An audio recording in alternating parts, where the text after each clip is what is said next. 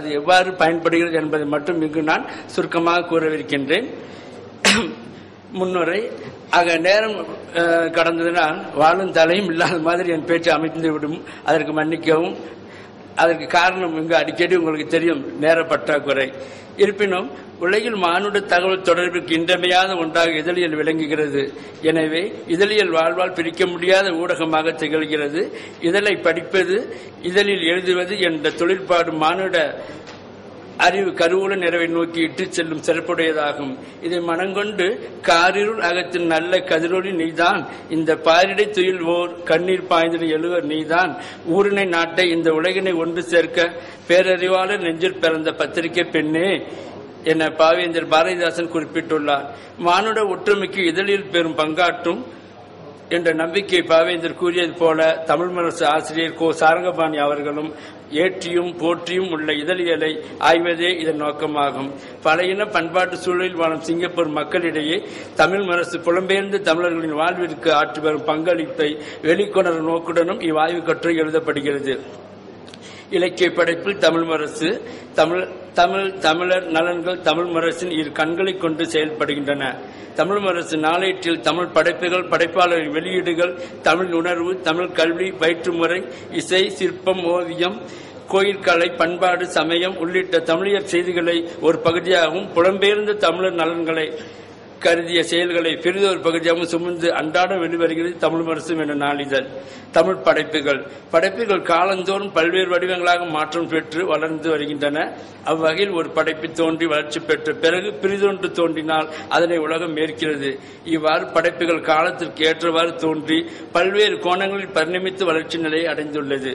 சிங்கப்பூரில் நாளிதழ் வளர்ச்சி தமிழ் மொழி போலவே தமிழில் படைப்பிலக்கிய ஆக்கத்திற்கும் வளர்ச்சிக்கும் ஏற்ற ஊக்குவிப்புகளும் சூழலும் இன்றைய சிங்கப்பூரில் நிறைந்திருக்கின்றன. தேசிய அளவில் மற்ற மொழிகளுக்கு சமமாக படைக்கப்படும் எழுத்தாற்றலுக்குரிய வாய்ப்புகள், பரிசுகள், பயிற்சிகள், வாய்ப்புகளும் தமிழுக்கும் வழங்கப்பட்டு வருகின்றன. தமிழ் மக்கள் தொகையும் முன்பு இருந்ததை விட தற்போது பல்லாயிரக்கணக்கில் பெருகியுள்ளன.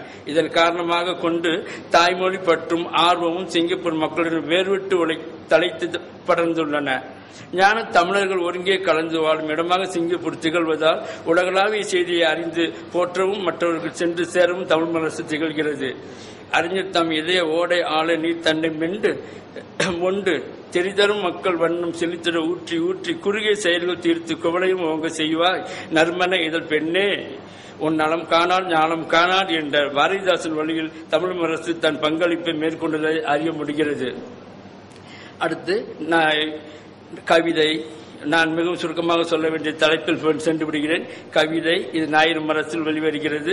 சிறுவர் தொடர்கதை, அடுத்து சொற்பொழிவு, படைப்பிலக்கியம், படைப்பிலக்கிய பதிவுகள், இவெல்லாம் அது இன்னும் விரிவாக செய்திகள் உள்ளன, ஆனால் கூற முடியாத சூழ்நிலை. இருப்பினும் தமிழ் கல்வி பரவல், கல்வியில் ஆர்வம் இருக்க வேண்டும். மனித வாழ்வில் கல்வி மகத்தான பங்கு வகிக்கிறது. இளமைக்கல் என்பது முதுமொழி, எப்போதும் கல் என்பது புதுமொழி. கல்வி இல்லா பெண் கலர் நிலம் போன்றவள் என்பார் பாரதிதாசன். இவ்வாறு கல்வியின் சிறப்பை ஒவ்வொருவரும் ஒவ்வொரு பிரிவோடு உணர்த்தி சென்றிருக்கின்றனர். அவ்வகையில் தமிழ் முரசில் வெளிவந்த கல்வி தொடர்பான செய்திகளை பின்வருமாறு பயப்படுத்தலாம். தமிழ் கல்வி நிலை.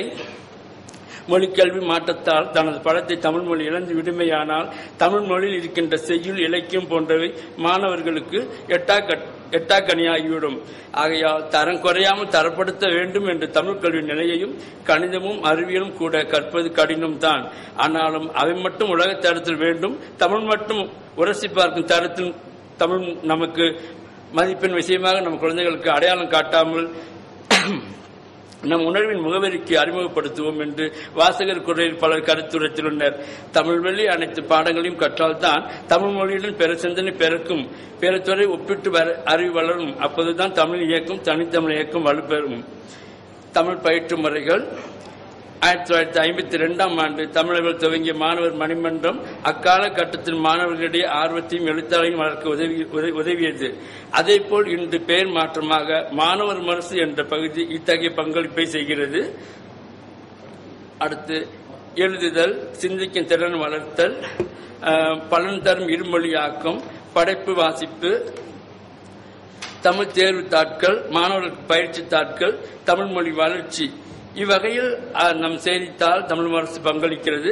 தமிழ் மொழி வளர்ச்சி என்ற தலைப்பில் நம்முடைய அடையாளத்தை கட்டி காப்பது நம்முடைய தாய்மொழியும் நம்முடைய பண்பாட்டு சிறப்பும் தான். மொழியும் பண்பாடும் வருங்காலத்தில் இளைஞர்கள் கையில் தான் உள்ளது.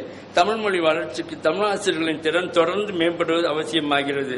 பல இனம் பண்பாட்டு சூழலில் வாழும் தமிழரிடையே தமிழ் பற்றையும் தமிழ் கல்வியையும் தமிழர் நலத்தை பாதுகாக்கும் நோக்குடனும் பன்மொழியாளர் வட்டமைப்பில் வாழும் தமிழர்கள் தங்கள் அடையாளங்களை இழக்காதிருக்க பயிற்சி, தமிழ் கல்வி வளர்ச்சி, தமிழ் கல்வியால் நுட்பமான பயில்வு முறை, பயிற்று முறைகள், சொற்களஞ்சிய பெருக்கம், பாடத்திட்டம் உள்ளிட்ட செய்திகளோடு மாணவர்களிடையே படைப்பு திறனை வளர்க்கும் நோக்கில் கவிதை, கதை, நாடகம், வினா விடை, நேர்காணல், மாணவர் இலக்கிய போட்டிகள் உள்ளிட்ட அரிய நிகழ்வுகளையும் தமிழ் அரசு மேற்கொண்டுள்ளது.